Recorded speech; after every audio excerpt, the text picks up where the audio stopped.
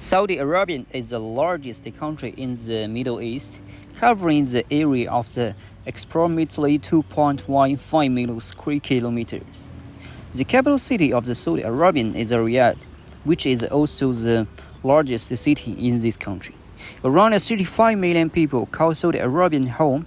The vast majority of them are Saudi citizens. However, a sizable expatriate population exists. The official currency of this country is Saudi riyal. Saudi Arabia's official language is Arabic. However, English it is also extensively too. It is employed in commerce, and schools are required to teach it as a second language.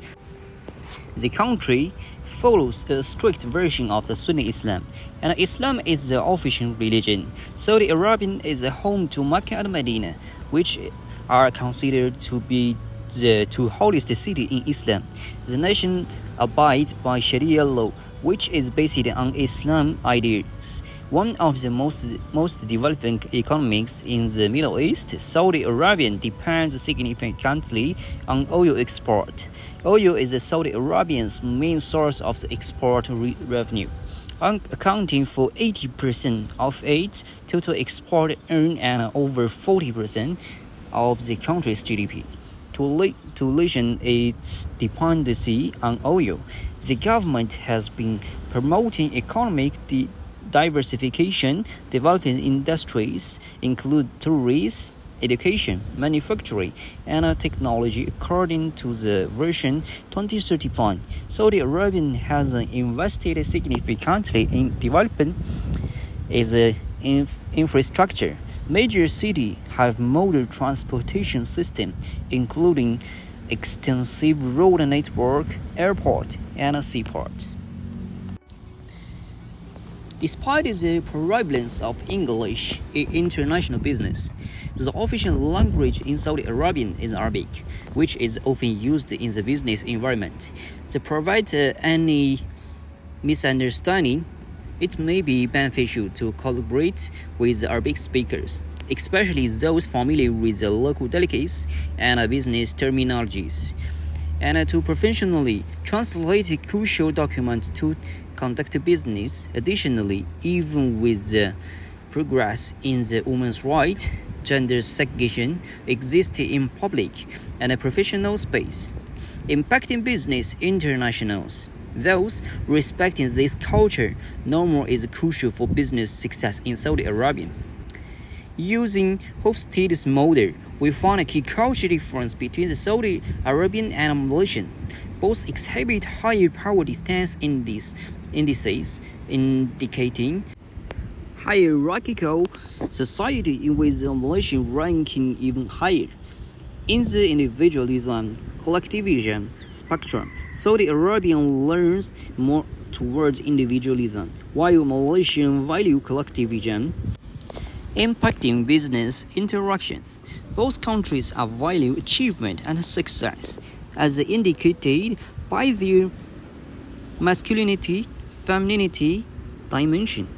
In uncertainty avoidance, Saudi Arabian source higher show a preference for clear rules and structured circumstances, affecting business planning and strategy. Concerning long-term orientation, Malaysia is more future-focused, while Saudi Arabian values established traditions.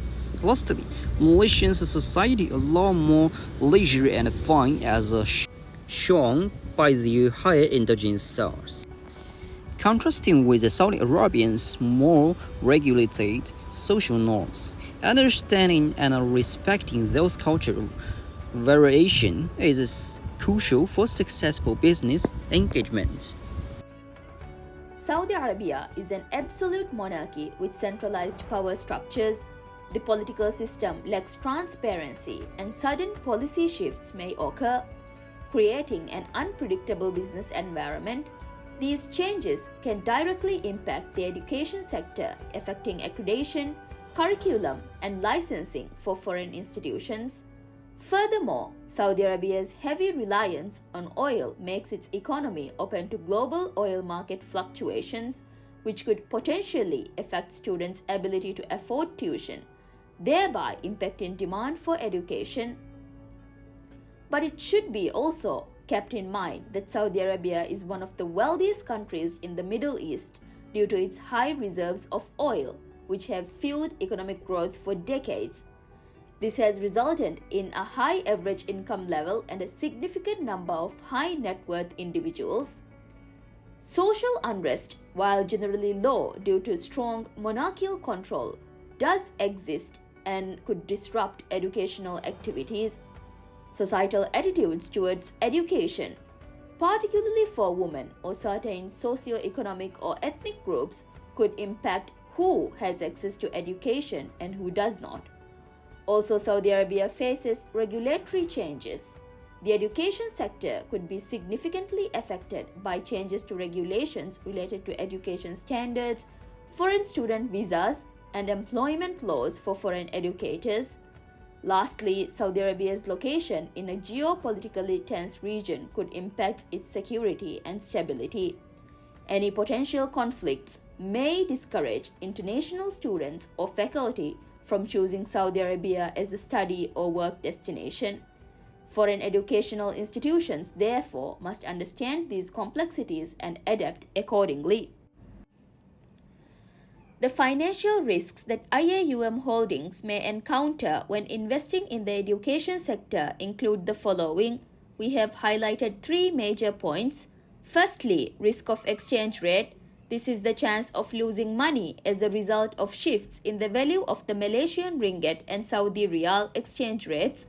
For instance, the cost of the investment in Malaysian ringgit terms would increase if the Malaysian ringgit depreciated against the Saudi riyal after IIUM Holdings made its investment, which would have an impact on the total return on investment. The operational expenses of operating educational institutions in Saudi Arabia may be impacted by exchange rate fluctuations, particularly if supplies and materials need to be imported from Malaysia or other nations. High inflation in Saudi Arabia could result in the rising operating expenses, including salaries, rent, and electricity prices that might not be entirely covered by tuition fees, especially if the rates are restricted or if raising them is not competitive. The actual return on IIUM Holdings investment can decline as a result. Saudi Arabia has substantially lower inflation risk than Malaysia because of its country's lower inflation rate. Lastly, interest rate risks. Variations in Saudi Arabia's interest rates may have an impact on the price of financing for new school buildings, expansion, or other capital expenditures. The cost of borrowing will go up if interest rates go up, which may have an impact on IIUM Holdings' profitability. There could be several reasons why it may be challenging for Malaysian companies to enter the education sector in Saudi Arabia. Some of the potential factors could include regulatory barriers, competition from local companies, and differences in the educational system and standards. Investing in Saudi Arabia's education sector involves navigating a specific regulatory framework. Laws encouraging foreign investment have been implemented to promote development in this area. With a welcoming stance toward foreign investors, necessary steps include compliance with regulation from both the Ministry of Education and the Saudi Arabian General Investment Authority (SAGIA), which also require obtaining an investment license. The license acquisition process involves submission of a comprehensive business plan and feasibility study for the proposed project. It is important to note that foreign investors will need a Saudi partner. This regulation aims to maintain educational standards while creating a favorable environment for investors. The infrastructure and logistics in Saudi Arabia can pose challenges to foreign investors in the education sector. To overcome these challenges, IIM Holding need to conduct thorough research. The education sector in Saudi Arabia, though growing and encouraged by government, is highly competitive due to the large potential market and increasing demand for quality education. Before investing, thorough market research and competitive assessments are crucial. Strict regulation for foreign investors can pose entry barriers, but with well-informed strategies and appropriate partnership, foreign investors can thrive in promising market. The Gulf Cooperation Council (GCC) is a regional intergovernmental, political and economic union consisting of all Arab states of the Persian Gulf except for Iraq. Its member states are Bahrain, Kuwait, Oman, Qatar, Saudi Arabia and the United Arab Emirates. If IIUM Holdings is considering operating in Saudi Arabia and potentially extending its operations to other GCC member states, there are several advantages and disadvantages to consider. First of all, we will highlight the advantages. The GCC represents a significant market with high-income consumers. The wealthy nature of these countries can provide a strong market for education services. Moreover, GCC increased labor mobility between its member nations, which will make it easier for IIUM Holding to draw in and keep regional educational specialists. This could improve the services provided by IIUM Holding and make it more competitive. Now we will talk about the disadvantages. While the GCC has made significant progress in economic integration, there are still regulatory differences between the countries. These differences can create challenges for companies such as IIUM Holdings if they are looking to operate across multiple GCC countries in the future. Additionally, the GCC countries have experienced political dispute in past, such as the diplomatic crisis with Qatar that started in 2017 and ended in 2021. Such disputes can create uncertainty and risk for businesses operating in the region. The GCC economies are heavily dependent on oil, which can lead to economic instability given the fluctuation in oil prices. Economic instability could in turn affect the demand for education services. The heavy reliance on oil can impact the education sector indirectly. For example, economic instability due to fluctuating oil prices might lead to cuts in education spending, lower enrollment in private education institutions due to financial constraints, or reduced investment in education, technology, and infrastructure.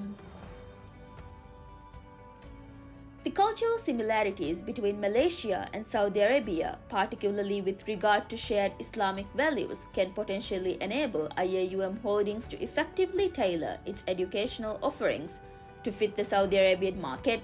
Furthermore, Saudi Arabia's ambitious Vision 2030, which involves major educational reforms and a call for international investment, present a viable opportunity for IIUM Holdings to contribute to this transformation. There is an increasing demand for quality education in Saudi Arabia. This forms a growth opportunity for IIUM Holdings to meet this demand and expand its operations. Partnerships with educational institutions in Saudi Arabia could be an effective strategy, as these institutions are well skilled and will have knowledge at navigating local laws and market conditions. IIUM Holding might also consider strategies such as offering online or blended learning platforms for continuity during special occasions, or scholarships and flexible payment options to mitigate economic unpredictability. Investing in education can bring about social mobility, economic growth, and political stability in unstable nations, potentially enhancing equality. This commitment to social impact can improve an organization's reputation, creating more opportunities and increasing return on investment. Even during periods of economic or political instability, the education sector often remains robust or grows as families and governments prioritize it due to its crucial role in improving lives and fostering social and economic progress. Therefore, the education sector often shows resilience in challenging conditions, unlike other sectors.